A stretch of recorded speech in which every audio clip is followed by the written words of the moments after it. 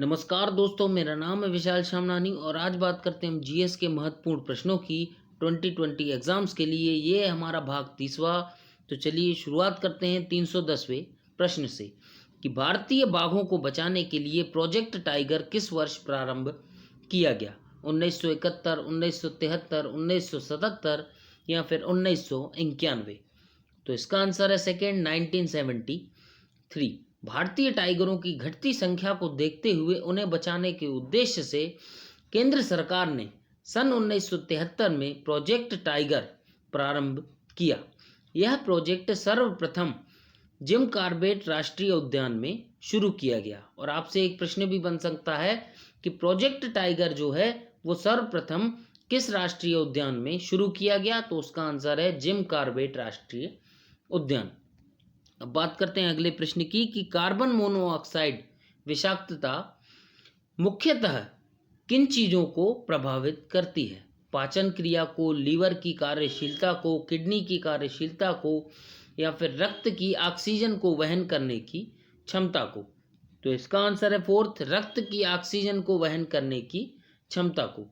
Carbon monoxide विषाक्तता मुख्यतः रक्त की ऑक्सीजन को वहन करने की क्षमता को प्रभावित करती है।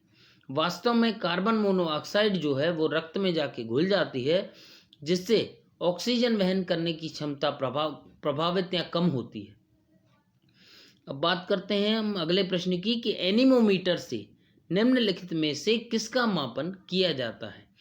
पानी के बहाव की गति, पानी की गहराई, पवन वेग या फिर प्रकाश की तीव्रता? तो इसका आंसर है तीसरा, पवन वेग। एनीमोमीटर द्वारा पवन वेग का मापन किया जाता है। इसके द्वारा वायु की गति एवं दिशा ज्ञात की जाती है, जबकि फेदोमीटर से समुद्र की गहराई मापी जाती है। अब बात करते हैं अगले प्रश्न की कि स्थिति विज्ञान निम्नलिखित में से किससे संबंधित है?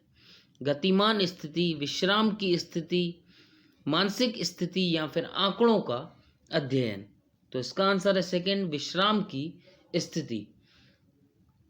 स्थिति विज्ञान का संबंध विश्राम की स्थिति से है। वस्तुतः स्थिति विज्ञान में भौतिक वस्तुओं पर लगे बलों एवं बल आघूर्णों की उपस्थिति में स्थैतिक संतुलन का अध्ययन किया जाता है।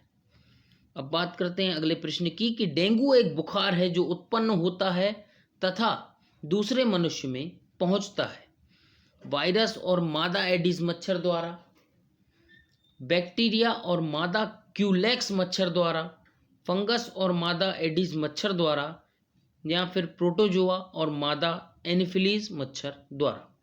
तो इसका आंसर है फर्स्ट, वायरस और मादा एडिस मच्छर द्वारा। डेंगू एक बुखार एक वायरस जनित रोग है। इस वायरस का वाहक मादा एडिस मच्छर होता है।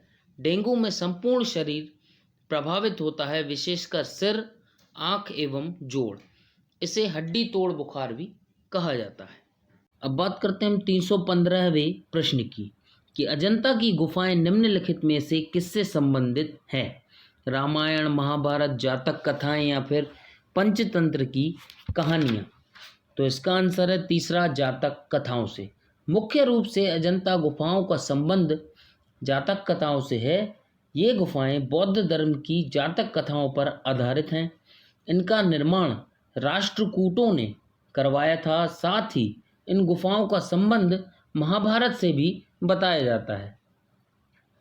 अब बात करते हैं अगले प्रश्न की कि त्रिपिटक निम्नलिखित में से किससे संबंधित है? जैनियों से, बौद्धों से, सिखों से या फिर हिंदुओं से? तो इसका आंसर है दूसरा, बौद्धों से। त्रिपिटक का संबंध बौद्ध धर्म से है। इन त्रिपिटकों यथा विनय पिटक, सूत पिटक एवं अभिधम्म पिटक में बौद्ध धर्म की शिक्षाओं का उल्लेख किया गया है। वास्तव में इन पिटकों में भगवान बुद्ध द्वारा दिए गए उपदेशों एवं वचनों का संकलन उनके शिष्यों द्वारा किया गया है।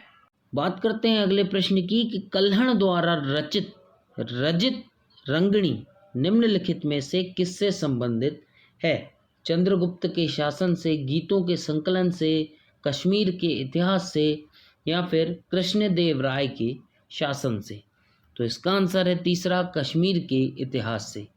रजत रंगणी संस्कृत कवि कल्हण द्वारा रचित महान संस्कृत ग्रंथ है जो कश्मीर के इतिहास के बारे में जानकारी प्रदान करता है। अब बात करते हैं अगले प्रश्न की कि अमीर खुसरो निम्नलिखित में से किसके शासन से संबंधित है? अलाउद्दीन खिलजी, मोहम्मद बिन तुगलक, इब्राहिम लोदी या फिर फिरोज शाह। तो इसका आंसर है फर्स्ट, अलाउद्दीन खिलजी। अमीर खुसरो 13वीं तथा 14वीं शताब्दी के प्रसिद्ध कवि, संगीतकार तथा इतिहासकार थे। खुसरो का मूल नाम मोहम्मद हसन था। खुसरो ने बलबन से लेकर गियासुद्दीन तुगलक तक के 7 सुल्तानों का शासनकाल देखा है। अलाउद्दीन खिलजी ने खुसरो को भारत का तोता कहा था। अब बात करते हैं अगले प्रश्न की कि मोहनजोदाड़ो निम्नलिखित में से कहाँ पर स्थित है? भारत के गुजरात राज्य में, भारत के पंजाब में, पाकिस्तान की सिंध में या फिर अफगानिस्तान में। तो इसका आंसर है थर्ड, पाकिस्तान के सिंध प्रांत में। मोहनजोदाड़ो हड़प्पा कालीन महत्वपूर्ण स्थल है जो पाकिस्तान के सिंध प्रांत के ललकाना जिले में सिंधु नदी पर स्थित है। इस स्थल की खोज सर्वप्रथम 1922 में राखलदास बनर्जी द्वारा की गई। यहाँ की खुदाई से सर्वाधिक विशाल सार्वजनिक स्नानागार प्राप्त हुए हैं जहाँ पर आकर सब लोग नहा सकते थे। अब बात करते हैं आज के अंतिम प्रश्न की कि निम्नलिखित में से किसने तीनों गोलमेज सम्मेलनों में भाग लिया था? वल्लभ भाई पटेल, मदन मोहन मालवीय, BR अम्बेडकर या फिर उपर्युक्त में से कोई नहीं। तो इसका आंसर है तीसरा, BR अम्बेडकर। सन 1930 से 1932 के बीच इंग्लैंड में आयोजित हुए तीनों गोलमेज सम्मेलनों में भारत की ओर से भाग लेने वाले व्यक्ति जो थे वो थे डॉक्टर भीमराव अंबेडकर। उन्होंने तीनों सम्मेलनों में भाग लिया। तो आज का वीडियो हम करते हैं यही समाप्त। यदि वीडियो पसंद आए तो कृपया लाइक करें, शेयर